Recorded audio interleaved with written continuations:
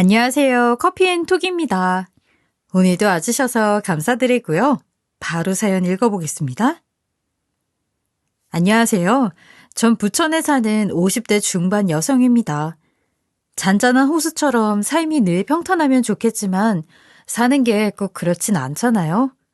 전 한때 희망을 가질 수 없을 만큼 힘든 적이 있었어요. 바닥을 친다는 말이 있죠. 순에 터진 성격이 독해질 정도로 힘든 고비를 겪었네요. 전 어릴 때부터 뭘 결정하는 게 그렇게 어려웠어요. 문방구에서 간식 고를 때도 세워라 내워라 하는 바람에 주인 아줌마한테 밉상으로 찍히기도 했죠. 문과 이과 고를 때도 힘들었고요.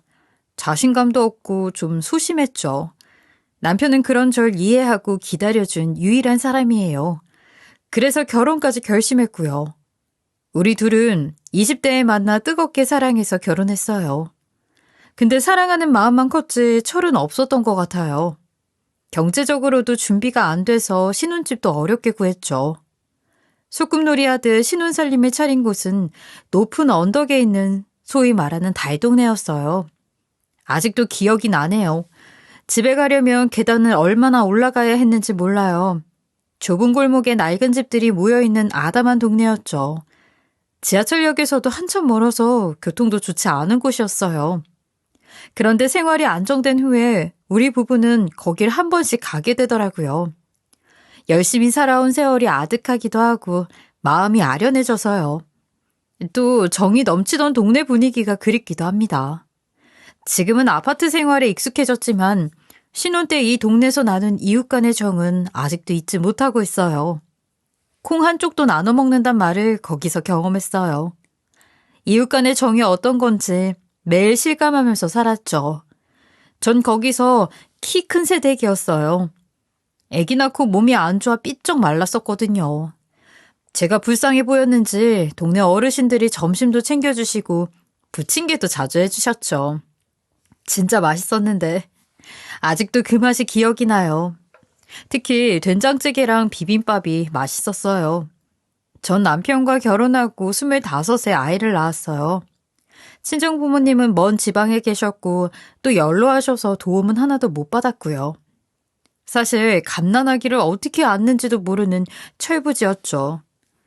아기가 울면 강보에 싸서 밖으로 나갔어요. 그땐 따뜻한 봄이었고 골목 평상엔 제 엄마 버린 동네 아주머니들이 늘 계셨거든요. 저 좀 도와주세요. 아기가 울음을 안 그쳐요. 분유도 다 토해내고 어떻게 해요? 도와주세요. 아이 새댁 진정해. 우리가 봐줄게. 어디 보자. 아유 배고파서 우는 건 아닌 것 같고 속이 거북한가? 배 마사지를 좀 해줘 볼까? 저와 함께 있을 때 엄청 울던 아기도 거기서 울음을 뚝 그쳤어요. 배고플 때, 졸릴 때, 심심할 때 아기 우는 소리가 다르다는 것도 동네 어른들 통해 처음 알았죠. 그뿐이 아니었어요. 김치 담그는 법도 배우고 맛있는 음식도 많이 얻어먹고 심심할 새가 없었어요. 가난해도 사는 정이 있던 곳이었죠. 없이 살아도 다복한 집이 많았는데 딱 한 집은 달랐어요. 옆집에 사는 제 또래 친구는 그 골목에서 가장 불행한 삶을 살고 있었죠. 동네 어르신들도 눈치채고 계셨어요. 키 큰 세대. 옆집 어제 또 뭐 깨부수고 난리였지? 어떻게 아셨어요? 그 집 아저씨 행패 부리는 날이면 온 동네가 다 잠을 못 자. 무서워서. 저희 집만 들리는 줄 알았는데 아니었나 봐요. 그 집 여자 너무 안 됐어요. 키 큰 새댁이랑 비슷한 나이일걸? 그분들 말씀대로 옆집에 사는 여자랑 저는 나이가 동갑이었어요. 동네 슈퍼에서 마주쳐서 얘기를 나누게 됐거든요. 그 여자는 저한테 시끄러워서 미안하다고 했고 전 괜찮다고 그 여자한테 아이스크림을 사서 줬어요. 이거 같이 먹으면서 가요. 우리 나이도 같은데 친하게 지내요. 말도 편하게 하고. 같이 아이스크림을 먹으면서 집에 가는데 갑자기 울더라고요. 왜 울어요? 이렇게 따뜻한 얘기 들어본 거 너무 오랜만이에요. 아이스크림도 너무 맛있고요. 옆집 여잔 주저앉아 엉엉 울었죠. 저도 눈시울이 붉어졌어요. 그때부터 통성명하고 친하게 지내게 됐어요. 친구 이름은 채영이었고 채영이도 절 미란이라고 부르며 허물없이 지내게 됐죠. 채영이는 정말 힘들게 살고 있었죠. 채영이 남편이란 작자는 밤이고 낮이고 행패를 부렸어요. 직업도 일정치 않고 밤에만 외출했죠. 게다가 친구 채영이를 끊임없이 의심했어요. 의처증까지 있었던 거였습니다. 그 집에서 나는 울음소리, 퍽소리와 함께 나는 비명소리, 뭐 부서지는 소리에 잠에서 깬 적도 많았어요. 한 번은 새벽에 주방 쪽 창문을 누가 열려고 해서 남편이랑 엄청 놀란 적이 있었어요. 우린 도둑이 들었나 했는데 글쎄 채영이었죠. 미란아, 나야 채영이. 문 좀 열어줘라. 미안해. 채영아, 빨리 들어와, 어서. 창문을 열어보고 전 소스라치게 놀랐어요. 얼굴이 시퍼래져 만신창이가 된 채영이가 눈물을 줄줄 흘리고 있었죠. 공포에 떨면서요. 그날 채영이는 거의 기다시피 해서 집에 들어왔어요. 남편이라는 인간이 화장실 간 사이 도망 나왔다는 거였죠. 온몸이 성할 날이 없었어요. 말로만 듣던 걸 눈앞에서 보니까 분노가 치밀었죠. 사람이 사람같이 안 보이더라고요. 전 채영이를 붙잡고 말했어요. 채영아, 도망가. 저런 사람이랑 어떻게 살아? 경찰에 신고도 못하게 한다며. 이러다 정말 큰일 나면 어떡해. 그날 이후 저와 남편은 옆집에서 큰 소리가 나면 꼭 전화를 걸거나 초인종을 눌렀어요. 우리가 가면 그래도 멈추게 할 수 있었죠. 그래도 참 조마조마한 날들이었어요. 그러던 어느 날 옆집에서 독한 냄새가 스물스물 올라오는 게 아니겠어요? 심상치 않다는 생각에 남편은 옆집에 찾아갔고 쓰러져 있는 채영이를 발견했죠. 농약을 마시고 극단적 선택을 한 거였어요. 다행히 채영이 농약을 많이 쏟았고 발견을 일찍 한 우리가 병원에 데려가서 겨우 살아나게 됐습니다. 입원 후에도 걱정하고 있었는데 채영인 동네 소문 때문인지 말도 없이 집을 빼고 이사를 가버렸어요. 언젠간 채영이가 이런 말을 한 적이 있었어요. 사람들 보기 창피한 것도 있지만 너한테 너무 미안해. 못 볼 걸 너무 많이 보여주고 걱정시켜서 면목 없어. 미안하다 정말. 그런 생각 말고 너 살 궁리하라고 난 정말 괜찮다고 했는데 착한 채영인 더 이상 신세지고 싶지 않았나 봐요. 그 이후 채영이와는 연락이 끊겼고 세월이 흘러도 아무런 소식을 들을 수 없었습니다. 저와 남편은 가끔 채영이 얘기를 나눴죠. 어떻게 사나 궁금했거든요. 채영이가 이사가고 저희 집은 계속 거기서 살았어요. 둘째까지 낳았고요. 남편은 건축 목공 자격을 따서 현장 관리인 일을 시작했죠. 부지런한 남편 성격에 일이 잘 맞았던 것 같아요. 돈도 저절로 따라와서 많이 모으게 됐죠. 우린 두 아이를 학교에 보내야 할 시점에 아파트로 이사를 하게 됐어요. 너무 뿌듯하고 지금까지 잘해왔다는 생각이 너무나 기뻤죠. 물론 정든 동네를 떠나는 게 아쉽긴 했습니다. 우리가 이사 간다니까 눈물을 글썽이는 분들도 많았어요.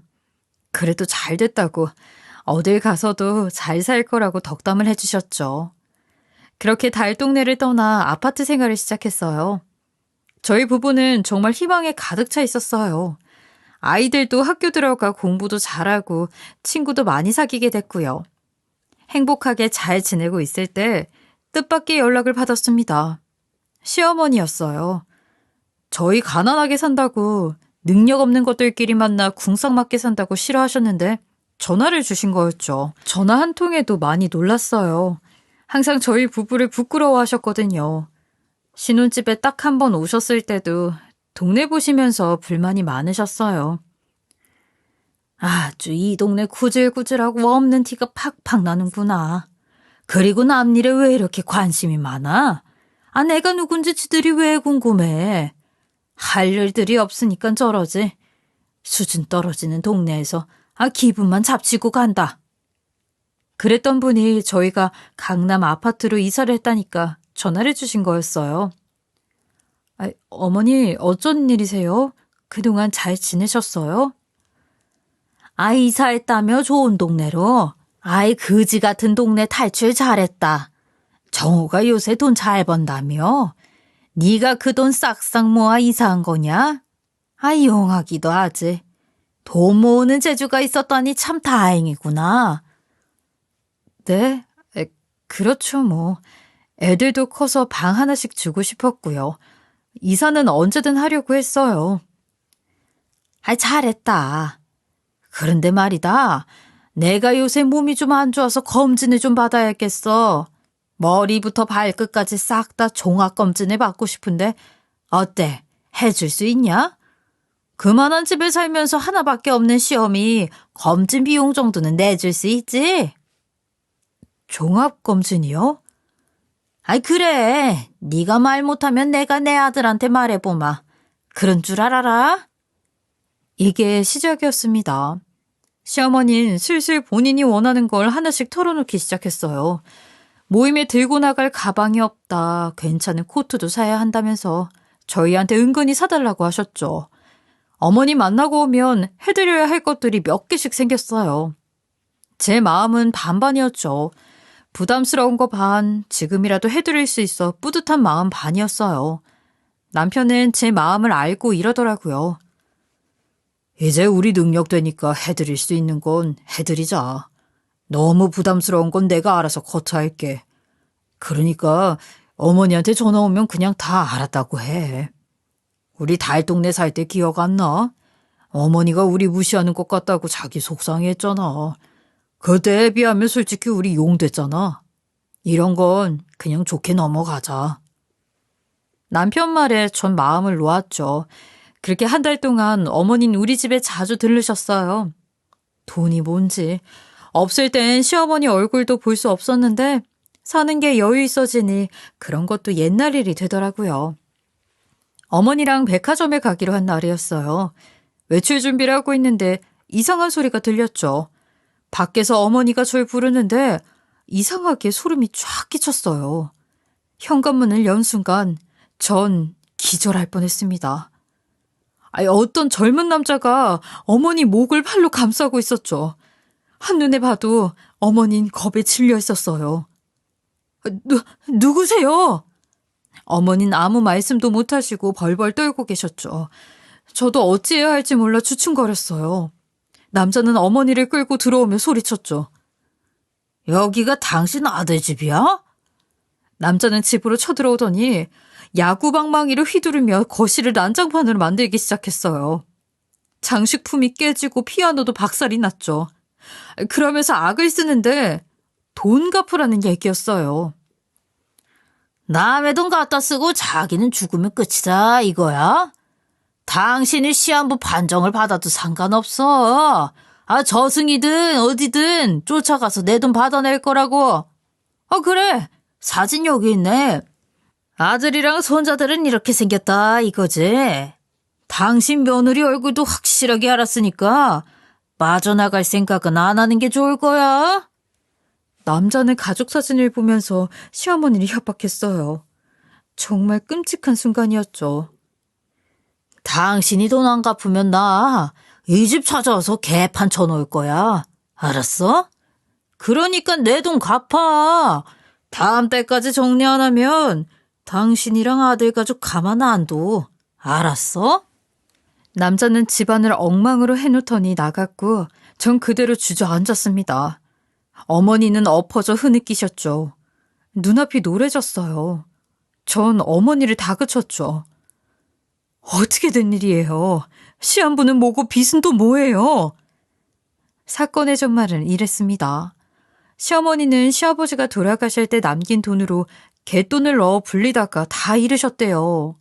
돈이 없으니 여기저기서 빌려 쓰다가 사채까지 썼고 이자가 눈덩이처럼 불어난 거였습니다. 빚을 갚기 위해 일이라도 해보려고 했는데 설상가상으로 시한부 판정을 받게 됐다는 얘기였어요.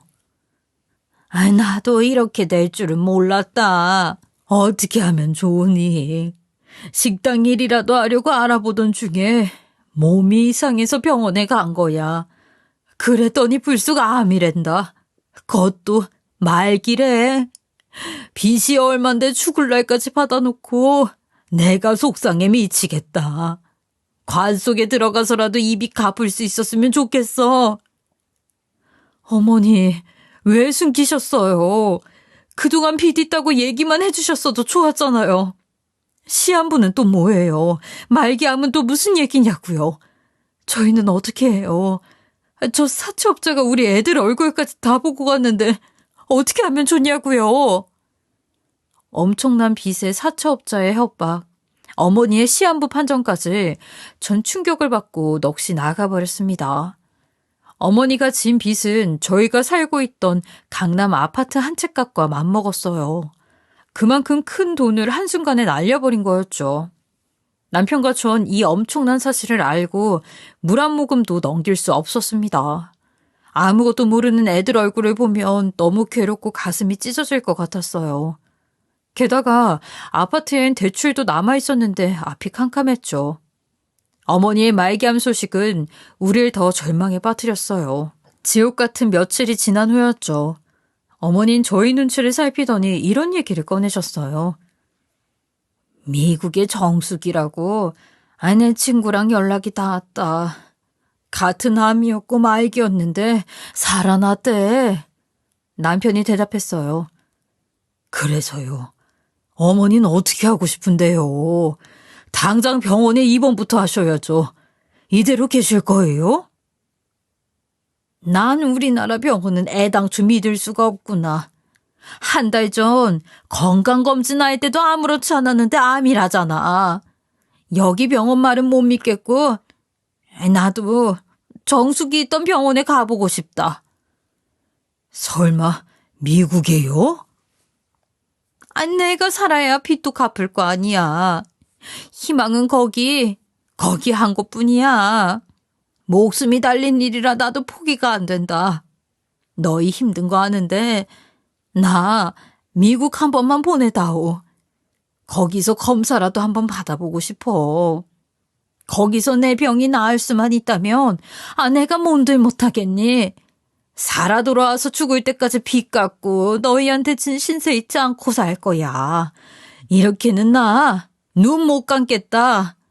제발 나 좀 미국에 보내줘. 기가 막혔습니다. 앞에는 맹수가 입 벌리고 있는데 몇 발짝만 뒤로 가면 절벽에 떨어질 것 같았어요. 절망적인 상황이었죠. 남편은 고민하더니 결국 어머니를 미국에 보내드렸어요. 전 어리 빠져 판단이 잘 안 되는 상황이었고요. 충격적인 일들에 정신이 하나도 없었습니다. 그리고 어머니는 떠난 지 일주일도 안 돼 세상을 뜨셨어요. 믿을 수 없는 소식이었죠. 그리고 전화 한 통을 받게 됐죠. 어머니의 지인이라고 하시면서 이런 얘기를 하시더라고요. 그쪽 시어머니가 유언처럼 남긴 말이 있어요. 장례도 치르지 말라고 하더군요. 자식들한테 너무 미안해 면목이 없대요. 애초에 여기로 온 것도 아들 내외 안 보는 데서 죽고 싶어서 그런 것 같아요. 치료비 갖고 온 걸로 내가 마무리를 어떻게든 해볼 테니까 그렇게 알아요. 어떻게 하겠어요. 고인 뜻이 그런 걸. 남편과 전 그래도 미국으로 떠났어요. 없는 살림에 항공권까지 마련해 장례식을 치르고 왔어요. 어머님을 보내드리고 난 뒤 한국에 도착한 그때부턴 숨 쉬는 게 지옥 같았습니다. 떠맡은 빚 생각에 질식당할 것만 같았어요. 가난이라는 늪에 빠지게 된 거였죠. 정신없이 생활전선에 나섰어요. 밤낮 가리지 않고 쪽잠 자면서 일을 해도 빚은 도무지 줄 생각을 안 했습니다. 아이들도 달라진 환경에 적응해야 했고요. 아이들 공부며 학원이며 제가 일일이 챙겨줬는데 학원도 다 끊고 애들은 집에 있으면서 서로를 챙겨야 했어요. 하루는 몸이 아파 일찍 집에 온 날이 있었어요. 안방에 누워 있었는데 학교 다녀온 애들이 하는 얘기를 들었죠. 애들은 제가 집에 있는 줄 몰랐을 거예요. 둘째가 전에 좋아했던 고급 케이크 이야기를 하면서 먹고 싶다는 거였어요.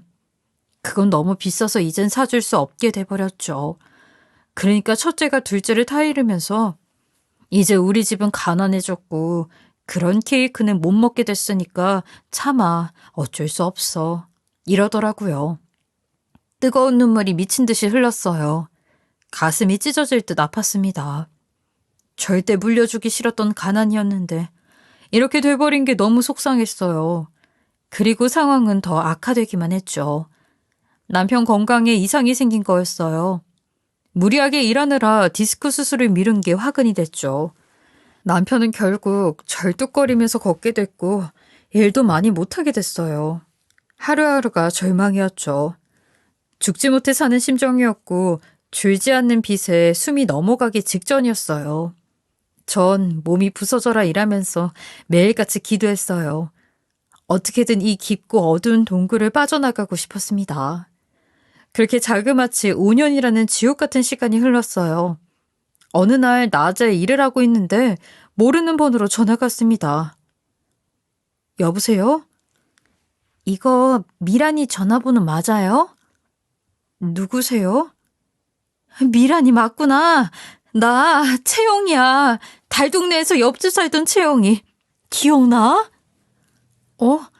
은광동 달동네 살 때 그 채영이? 맞아, 미란아. 나 기억하는구나. 이게 얼마만이야. 채영이 너무 반가워하더니 갑자기 막 울먹였어요. 저도 덩달아 눈물이 흘렸죠. 오랫동안 소식이 궁금했는데 비 때문에 정신없이 살다 보니 채영이를 까맣게 잊고 있었던 거였어요. 미란아, 잘 지내지? 목소리는 그대로다. 난 오래전에 이혼하고 재혼한 지 얼마 안 됐어. 정말? 너무 다행이다. 채영이는 난폭한 남편과 한참 전에 이혼했다고 했어요. 그리고 몇 년 전에 재혼을 해서 경제적으로 여유롭고 마음 편하게 살고 있다고 했죠. 그러면서 저한테 당장 만나자는 거였어요. 솔직히 전 내키지 않았습니다. 제 처지가 너무 힘들다 보니까 누굴 만나는 게 꺼려졌어요. 미란아, 우리 만나자. 너무 보고 싶어. 언제 우리 집에 한번 올래? 꼭 따뜻한 밥 한 끼 대접하고 싶어. 나 사는 것도 보여주고 싶고. 옛날에 고마웠던 게 너무 많아서 어떻게 갚아야 할지 모르겠다. 와줄 거지? 저기 채영아, 내가 좀 힘든 일이 있어서 사람 만나는 게 그래. 왜 그래? 무슨 일이야? 갑자기 말하긴 그렇고 다음에 보자. 미란아, 그러지 말고 우리 집에 와. 나 지금 결혼해서 그럭저럭 살지만 친정 식구도 없고 너무 외로웠어. 그동안 연락은 못해도 네 생각 많이 했고 부담 갖지 말고 같이 밥 한 끼 먹자. 내가 맛있는 거 해줄게. 응? 채영이는 좀처럼 포기하지 않더라고요. 제가 가족이나 다름없다며 꼭 와줬으면 좋겠다고 하는데 거절하기가 어려웠습니다. 결국 전 짬을 냈어요. 토요일 밤에 일을 마친 뒤에 친구 집에 갔습니다. 주소만 듣고 갔는데 처음엔 잘못 찾아간 줄 알았어요. 엄청 높은 담장에 대문도 거대하고 집이 너무 좋더라고요. 전 선물로 사간 두루마리 휴지를 보면서 후회했어요. 이런 집엔 귀한 화분 같은 거나 더 비싼 게 어울릴 것 같았죠. 그냥 갈까? 옷도 초라하고 선물도 이런데. 이렇게 부자인 줄 알았으면 더 신경 써서 하고 오는 건데 그냥 집에 갈까? 한참을 고민하면서 배를 누를까 말까 망설이는데 누가 대문 쪽으로 오더라고요. 저는 무의식 중에 뒤돌아서 몸을 숨겼어요. 빚에 시달리며 살게 된 뒤로 낯선 사람이 말을 걸면 피하게 됐죠. 근데 그 사람은 점점 제 쪽으로 오면서 사모님이라고 하더라고요. 절 이 집에 사는 채영이를 착각한 것 같았어요. 목소리는 점점 가까워졌고 전 채영이가 아니라고 하려고 몸을 돌렸어요. 그리곤 비명을 지르고 말았습니다. 처음엔 귀신인 줄만 알았어요. 5년 전에 죽은 시어머니가 더 젊은 얼굴하고 나타난 거였습니다. 제가 있는 대문 쪽이 어두워서 시어머니로 보이는 여자는 절 제대로 알아보지 못하고 있었죠. 그때 대문이 열렸고 채영이가 나왔습니다. 언제 와 있었어? 이게 얼마만이야? 채영이는 절 와락 안으면서 너무 반가워하더라고요. 전 완전히 얼어붙어서 친구한테 인사도 못하고 저 사람이 누구냐고 물어봤습니다. 채영인 시어머니와 닮은 그 여자를 보면서 이러는 거였어요. 아, 사모님, 안녕하세요. 이 시간에 여긴 어쩐 일이세요? 그러면서 저한텐 옆집 사모님이라고 하더라고요. 전 채영이 뒤에 숨어 다시 그 여자의 얼굴을 뜯어봤어요. 그리고 경악했죠. 시어머니 왼쪽 뺨 중간에 흉터가 있었는데 그 여자도 똑같이 그걸 갖고 있었어요. 전 눈이 돌아 채영이를 밀치고 나갔죠. 시어머니 멱살을 잡고 벽에 몰아붙였어요. 사모님? 사모님? 우리한텐 죽었다고 뻥치고 여기서 이렇게 호강하고 살고 있어요? 당신 내 시어머니잖아. 최선의 여사 맞잖아. 그제야 회춘한 시어머니는 절 보고 기겁을 하더라고요. 처음엔 아니라고 발뺌을 하는데 어이가 없었습니다. 누군데 왜 이래요? 내가 왜 당신 시어머니야? 나 최선의 아니에요? 사람 잘못 봤어요. 전 콧방귀도 끼지 않았습니다. 그때쯤 전 산전수전 다 겪고 예전에 제가 아니었거든요. 변명만 하는 시어머니를 전 마구 쏘아 붙였죠. 왼쪽 뺨에 흉터, 목소리. 내가 못 알아볼 것 같아? 사람이 한 번 속지 두 번 속아. 당신 때문에 우리 가족 그 집꼴로 살고 있어. 다 알면서 왜 이래? 사람 잘못 봤다니까요. 이거 놔줘요. 그러나 목소리를 들으면 들을수록 시어머니가 확실했어요. 전 더 열이 올라 몰아붙였죠. 당신이 사람이야? 사람이냐고. 당신 아들은 수술비가 없어 쩔뚝거리면서 살고 있는데 지금 장난쳐? 이렇게 멀쩡히 살고 있는데 죽었다고 쇼를 해. 우리 내 식구 지금 숨 넘어가게 생겼어. 당신 빚 갚느라 죽기 일보 직전이라고. 왜 우릴 속였어? 왜 죽었다고 쇼를 했냐고? 전 악에 받쳐 있는데도 소리를 질렀어요. 다 털어놓지 않으면 다 죽는 거라고. 이실직고하라고 막 난리를 쳤죠. 그때였어요. 옆집에서 어떤 남자가 막 뛰어오기 시작했죠. 엄마, 무슨 일이야? 당신 뭔데 이래? 너 잘 만났다. 둘이 한패였구나. 그때 그 야구 방망이 사채업자가 당신이었어? 전 그 남자를 보고 더 미쳐 날뛰었어요. 회춘한 시어머니를 엄마라고 부르는 남자는 5년 전 우리 집에 찾아와 야구 방망이를 휘둘렀던 남자였죠. 그때 워낙 인상이 험악해서 단박에 알아채고 말았어요. 그리고 깨달았죠. 모든 건 시어머니와 저 남자가 짜고 친 판이었다는 것을요. 그랬구나. 쓰레기 둘이 우리한테 빚 뒤집어 씌우고 비참하게 살게 해놓고 내뺀 거였구나. 아무것도 모르는 우리 부부 속이고 이게 뭐 하는 짓이야? 이게 인간이 할 짓이야? 뭐? 사모님, 짐승보다 못한 사기꾼들 주제 멀쩡히 부자 행세를 해? 너희들 가만 안 둘 거야. 쇠고랑 차게 할 거라고. 채영아, 경찰에 신고 좀 해줘. 채영이 도움으로 전 그 자리에 경찰을 부를 수 있었어요. 경찰이 올 때까지 난투극이 벌어졌죠. 아들이라고 우기는 그 사채업자가 저를 시어머니한테 떼어놓으려고 별짓을 다 했어요. 하지만 전 악으로 깡으로 버텼죠. 바닥에 뒹굴고 피부가 아스팔트에 쓸려도 절대 시어머니를 놓지 않았어요. 이런다고 내가 놓을 줄 알아? 나 지옥까지 따라갈 거야. 내가 그동안 어떻게 산 줄 알아? 지옥에 빠진 심정으로 살았다고.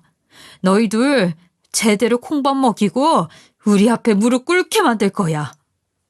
전 옷이 다 찢어지고 입술이 터져 흘렀지만 상관없었어요. 결국 경찰이 왔고 시어머니랑 그 남잔 연행되고 말았습니다. 알게 된 전말은 더 상상 초월이었어요. 시어머니는 진짜 부잣집 사모님처럼 살려고 신분 세탁까지 했더라고요. 이건 다 야구 방망이를 휘두른 남자의 계획이었어요. 이 남자는 조직에 속한 깡패 사기꾼이었고 그 남자의 계획대로 어머니는 움직인 거였죠. 시한부 선고, 빚졌다는 고백, 미국 장례식, 그 모든 게 가짜였어요. 돈에 눈이 멀어 착한 아들이고 며느리, 손자 다 팔아치운 거였습니다. 둘은 한 팀으로 사기를 치고 다니면서 대저택에서 모자지간 행세를 하고 있던 거였어요. 채영이도 그 둘을 어머니와 아들로 알고 있었고요. 뒤늦게 모든 걸 알게 된 남편은 처음엔 오열했고 나중엔 자기 머리를 쥐어뜯었어요. 우리 가족이 시어머니 때문에 얼마나 고생을 했는지 알기에 가장으로서 너무 미안했던 거였죠. 그 모습을 보고도 시어머니는 미안하다는 말 한마디 없었고 결국 남편은 시어머니 등을 몇 대나 후려치며 울부짖었어요. 왜 그랬어? 왜 이런 끔찍한 고생을 시켜? 내가 무슨 생각까지 한 줄 알아? 못 걸으면 기어다니면서 구걸이라도 하려고 했다고. 당신이 사람이야? 그러고도 당신이 엄마야? 당신 때문에 집사람이랑 애들이랑 얼마나 고생한 줄 아냐고. 그러고도 밥이 목구멍에 넘어가고 호강하며 살았다는 게 말이 돼? 천벌을 받을 줄 알아. 아무리 돈이 좋아도 그렇지. 자식들을 이용할 생각을 어떻게 해? 어디 가서 사람이라고 하지 마. 수치스러우니까. 당신 영원히 용서 못해. 이때부터 일사천리로 일이 진행됐어요. 채영이 남편이 사정을 듣더니 변호사 지인을 소개해줬고 거의 무료에 가까운 수임료로 변호를 해주셨습니다. 5년간 한결같이 성실하게 빚을 갚은 증거가 우리한테 다 있었어요. 계좌 입금 내역부터 필요한 서류는 빠짐없이 챙겨드렸고 그동안 있었던 일들도 아주 세세히 말씀드렸죠. 알고 보니 시어머니와 그 남자는 불법 비리를 잔뜩 저질러 경찰도 주시하고 있던 상황이었어요. 사는 집부터 불법적인 일로 모은 현금과 보석들까지 싹 다 걸린 거였어요. 둘 다 사기, 신분 세탁까지 싹 걸려 실형도 피할 수 없게 됐고요. 길고 긴 재판 끝에 우린 5년간 뼈 빠지게 갚았던 빚을 그대로 돌려받을 수 있었고 정신적 피해에 대한 보상도 두둑하게 받아낼 수 있었습니다. 우리가 겪었던 불행은 모두 부메랑처럼 그 인간들한테 돌아갔어요.